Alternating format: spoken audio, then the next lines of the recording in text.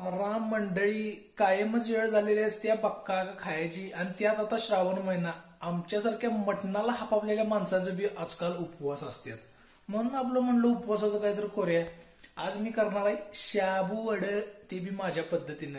बघा तर पूर्ण व्हिडिओ.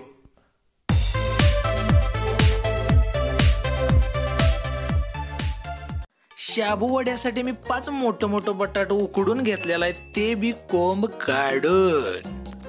या बटाटूंची साल्टा आता आपल्याला काढायची आहे, ती बी अगदी नाजूक अशा नखाने. नाही काढली तरी चालते, ज्याला पचते तिने साल ठेवले तरी चालते.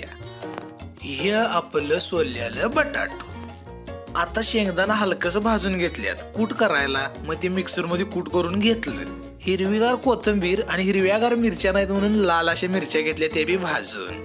आणि आता जिरा आणि मीठ हे चवीसाठी जरा बरं पडते हो. आणि वल्ल कीच असं भिजवलेलं शाबू. आता गम्याला ते बटाट घेतलं आणि आता त्याचा कुस्कुरा करायला घ्यायचा, हातानच करायचा.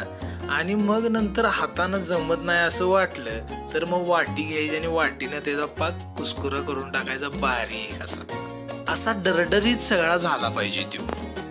आता त्यात 5-6 चमचे शेंगदाण्याचं कूट टाकायचं आणि ते कूट टाकून चांगलं गिरगटून घ्यायचं आणि शाबूचा दाना एक समान असा त्यात मिसळून घ्यायचा.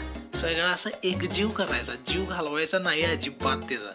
त्यात चवीपुरतं असं मीठ घालायचं, कोथिंबीर आणि मिरची बी टाकायची कुस्करून आणि त्यात जिरे बी टाकायचं वरनं आणि चांगलं असं कालवायला घ्यायचं. कालवत राहायचं, दमायचं नाही अजिबात म्हणजे अजिबात दमायचं नाही. एकजीव झालं पाहिजे सगळं ते. त्याशिवाय आपल्याला त्याचं बारीक असं मस्त पिकी असं गोळं करता येत नाहीत.